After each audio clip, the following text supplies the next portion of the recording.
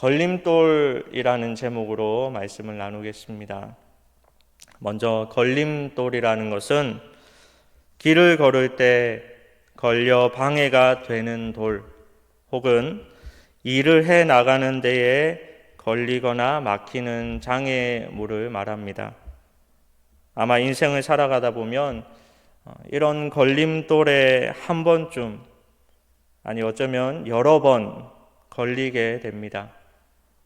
사랑하는 여러분, 지금 저와 여러분에게 혹시 치워야 하는, 인생에 걸리고 방해되는, 우리가 정말로 잘 넘어가야 하는 걸림돌이 있지는 않습니까?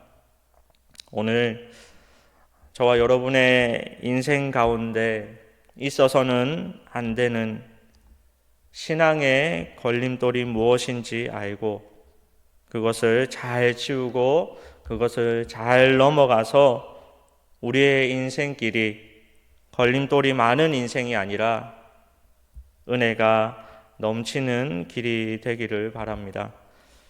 먼저 41절 말씀을 보면 자기가 하늘로서 내려온 떡이라 하심으로 유대인들이 예수에 대하여 수군거려 말씀합니다.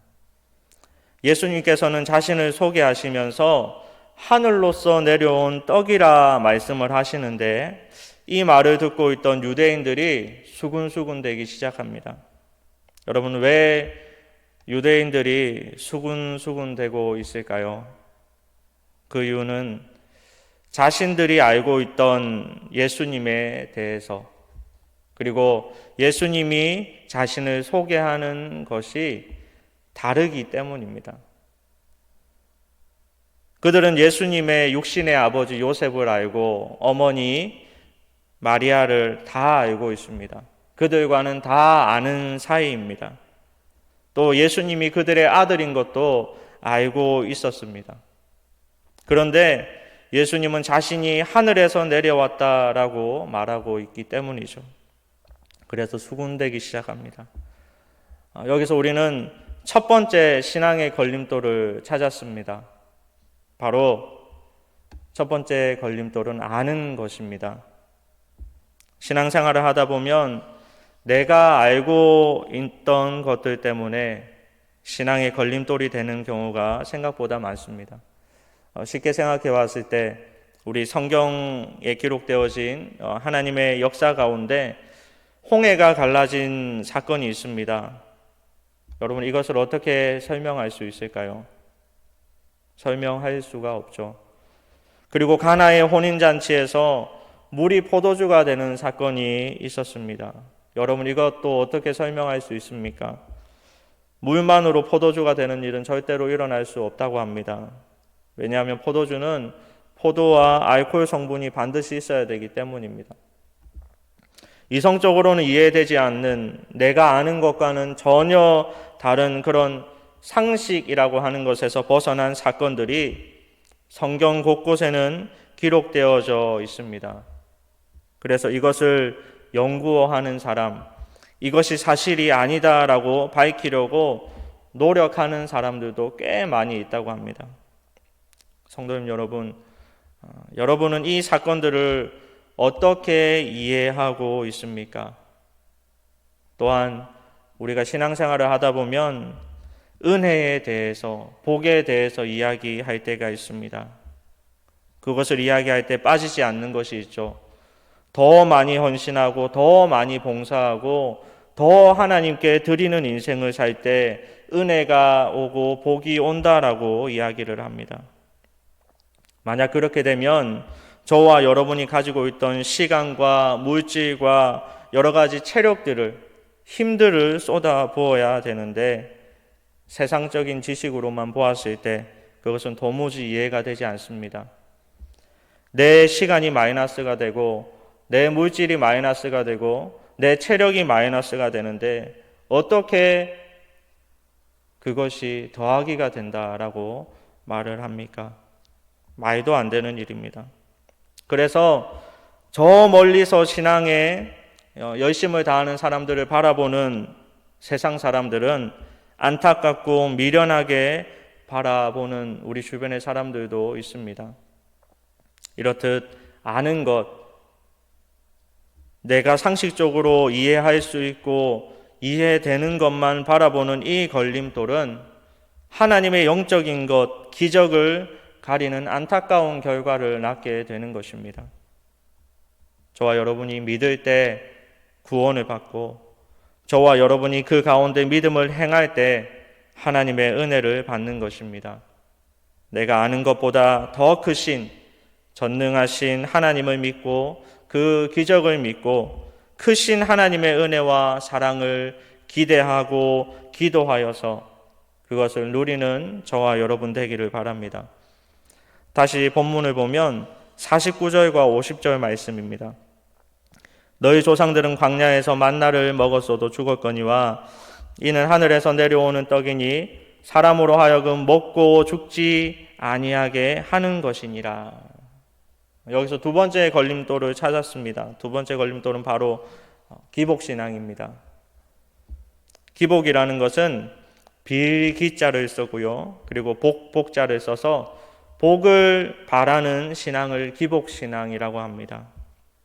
당시 이스라엘 백성들이 모세를 따라서 출애굽했을 때 먹을 것이 없는 그들에게 하나님은 만나와 메추라기를 내려주셨습니다. 그들은 말도 안 되는 기적을, 복을, 은혜를 체험한 사람들입니다. 그런데 그들은 다시 그들의 삶이 힘들어지자 하나님을 원망하기 시작합니다. 그리고 그 결과 약속의 땅 가나안에는 들어가지 못하는 안타까운 결과를 낳습니다. 그들은 오직 하나님께 복만 바라는 기복신앙의 삶을 살았기 때문에 작은 시험에도 쉽게 넘어지고 불평하고 결국은 하나님을 원망하게 되었다라는 것입니다. 성도님 여러분, 저와 여러분에게 이런 모습은 없습니까? 우리 대부분 기도 내용을 보면 주시옵소서라는 기도의 내용이 너무나 많습니다. 저 역시도 그렇고요. 돈을 잘 벌고 잘 먹고 잘 살고 눈에 보이는 잘 되게 해달라는 그런 바라는 기복신앙이 우리의 신앙 가운데는 기본적으로 있습니다. 받는 것은 좋은 것입니다. 너무나도 감사한 일입니다. 하지만 그것만으로 그치고 그것만 집중했던 이스라엘 백성들은 결국 거기서 멈췄습니다. 더 큰 복, 더 큰 은혜, 약속의 땅을 밟는 복은 누리지 못했다라는 것입니다. 하나님의 은혜를 체험하고서도 쉽게 넘어졌던 이스라엘 백성들처럼 저와 여러분의 삶도 혹시 내가 좋을 때는 하나님께 감사하고 조금 힘들어지면 고난이 오면 더 많은 것을 요구하시면 금방 원망이 앞서서 결국은 하나님이 계획하신 인생을 살아가지 못하는, 하나님 준비하신 그 은혜와 복을 누리지 못하는, 쉽게 무너지는 모래성과 같은 신앙의 모습이 우리에게 있지는 않습니까?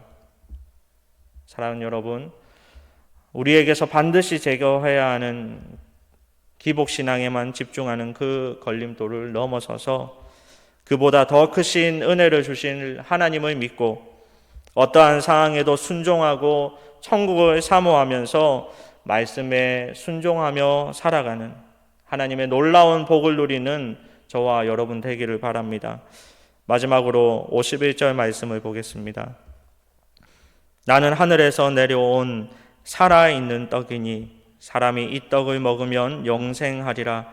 내가 줄 떡은 곧 세상의 생명을 위한 내 살이니라 하시니라. 마지막 세 번째 걸림돌을 찾았습니다. 바로 보는 것입니다. 이 말씀은 우리에게 보이지는 않지만 우리가 반드시 먹어야 할 생명의 떡, 곧 예수 그리스도를 이야기하고 있습니다. 여러분, 왜 이 땅에 수많은 사람들이 예수님을 믿지 않는지 아십니까? 또 왜 수많은 사람들이 예수님을 믿는다 하다가 나중에 넘어져서 다른 쪽으로 가는지 아십니까? 그것은 바로 눈에 보이는 것만 집중하기 때문입니다. 보이지 않는 것은 믿지 않으려 하고 지금 당장 보이는 이득에 눈이 가려져서 더 큰 것은 보지 못하기 때문입니다. 유대인들은 예수님이 왕이기를 원했습니다. 자신들이 기다리던 그들의 육신의 배를 채워줄, 육신의 배를 구원해줄 그럴 왕이기를 바랬습니다. 그런데 예수님께서는 십자가에 달려 죽으심으로 그들의 기대와는 전혀 다른 모습을 보이셨습니다. 그렇게 되자 어떻게 됐습니까? 수많은 사람들이 예수님께 돌을 던지고 예수님을 욕했습니다. 하지만 저와 여러분은 알고 있습니다.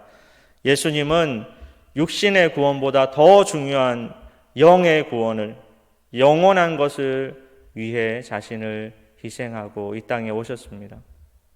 사랑하는 여러분, 보이는 것보다 보이지 않는 것을 더 사모하는 저와 여러분 되시기 바랍니다. 당장 있는 것, 당장 보이는 것, 당장 누리는 것이 아니라 당장 보이지는 않지만 영원한 것을 소유하기 위해서 더 강구하고 만족하며 감사하며 사는 저와 여러분 되기를 바랍니다.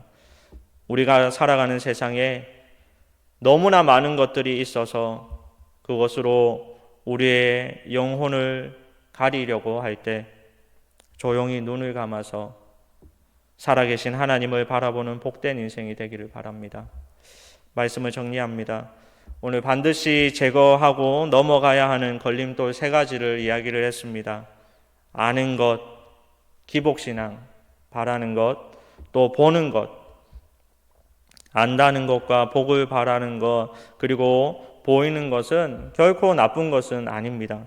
중요한 것은 이 3가지를 잘 사용하면 하나님께 받은 복들을 잘 사용하고 그것보다 더 크신 하나님을 바라보면 지금 말한 이 3가지 걸림돌은 걸림돌이 아니라 우리 인생의 디딤돌이 된다는 것을 꼭 기억하시고 중요하고 소중한 것에 집중하는 성숙한 그리스도인이 되기를 바랍니다.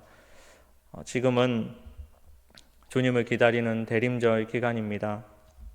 코로나라는 어려움 속에서 교회나 직장이나 사업이 여러 어려움 가운데 있고 상식적으로 봤을 때 내가 아는 정도로만 생각해 봤을 때 보이는 것은 너무나 안타깝고 어렵지만 저와 여러분이 아는 것보다 우리가 보는 것보다 더 크신 하나님을 믿으면서 이 대림절 기간 속에 일어나고 있는 이 코로나 이 사태가 그냥 교회에 언제 제대로 갈까? 언제 제대로 풀릴까? 언제 자유롭게 돌아갈까라는 그런 마음이 아니라 정말로 이번 2020년 대림절 기간은 정말 간절한 더욱더 예수님 오실 날을 기다리는 간절하게 교회에 다 모여서 다 함께 예배 드리기를 기대하고 기도하며 또 기다리는 고난 중에 더 큰 은혜를 체험하는 걸림돌을 디딤돌로 만드는 성숙한 시간, 그리스도인이 되는 그런 시간이 되기를 주님의 이름으로 간절히 소원합니다.